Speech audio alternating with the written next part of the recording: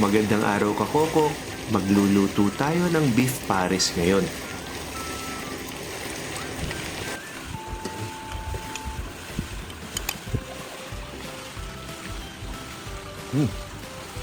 Sarap.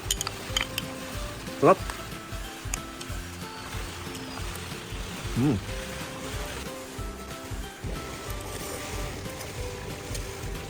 Hmm. Hmm. Sarap. Hmm. Sarap na sabaw. Dadalhin ko muna kayo sa palengke at bibili tayo ng baka. Ito yung masarap sa pares, yung parting tiyan or sa tagiliran ng baka. May manipis na laman, may layer ng taba, merong hibla-hiblang muscles, may litid at soft cartilage. Ito yung beef flank na tinatawag. Kaso konti na lang, dadagdagan na lang natin ng brisket.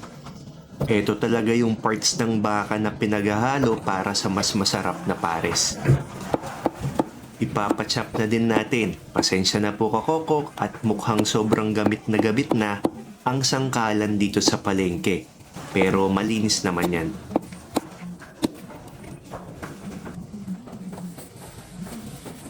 Nahugasan na natin. Mas masarap ito kung slow cook ang pagpapalambot kaso gutom na tayo kaya gagamit tayo ng pressure cooker.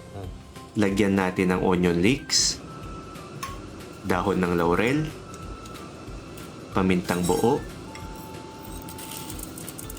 star anise, at tubig. Yung dami ng tubig hanggang lumubog ang baka. I-pressure cook natin ng 30 minutes. Malambot na ang baka, ihiwalay lang natin sa sabaw. At para mas malinis ang broth, gumamit tayo ng strainer.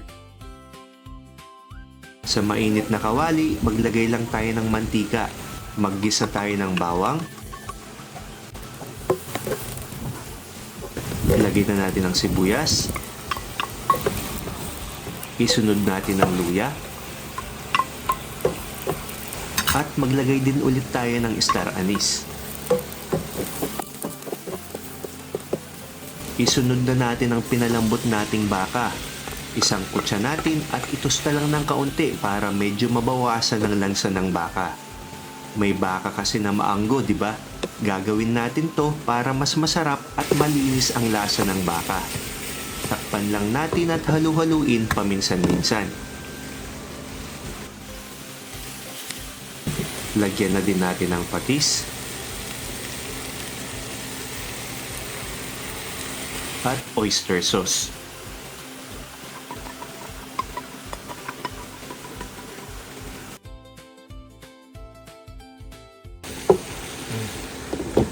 Pag napansin nyo na natutusta na, lagyan na ng asukal. Brown sugar para mas masarap.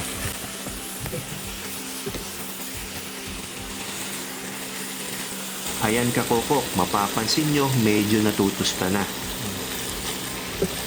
Maglalagay na tayo ng kaunting sabaw. Huwag masyadong madami ha, yung sakto lang na magkaroon ng sauce.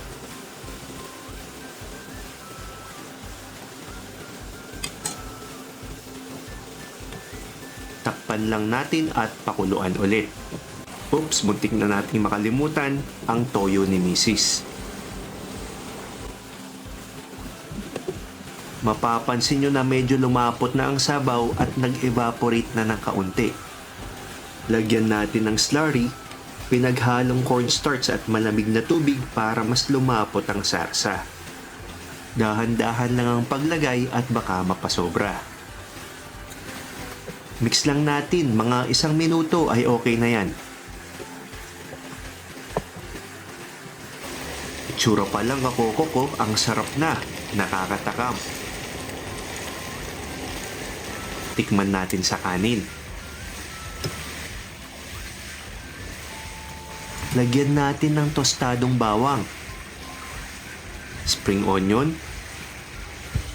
Lagyan din natin ng chili garlic.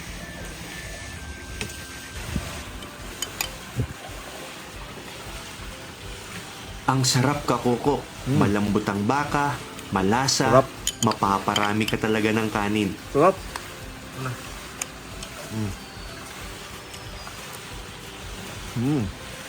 Gawin naman natin yung sabaw ng mami. Ito din yung broth natin kanina pero wala pang lasa yan. Lalagyan natin ng asin, brown sugar, at ang toyo ni Mrs.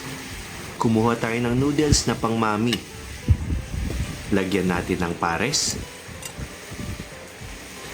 Excited akong matikman, Kakoko. Tsura pa lang, sobrang sarap na oh. Lagyan natin ng spring onion, toasted garlic, at ang chili garlic. Lagyan na natin ng sabaw. Ang bango, Kakoko, at itsura pa lang matatakam ka na. Grabe, Kakoko, habang ini-edit ko to, nagutom ulit ako at parang gusto kong magluto ulit nito.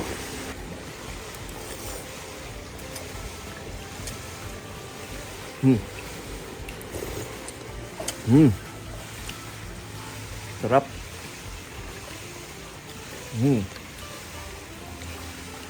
Sarap.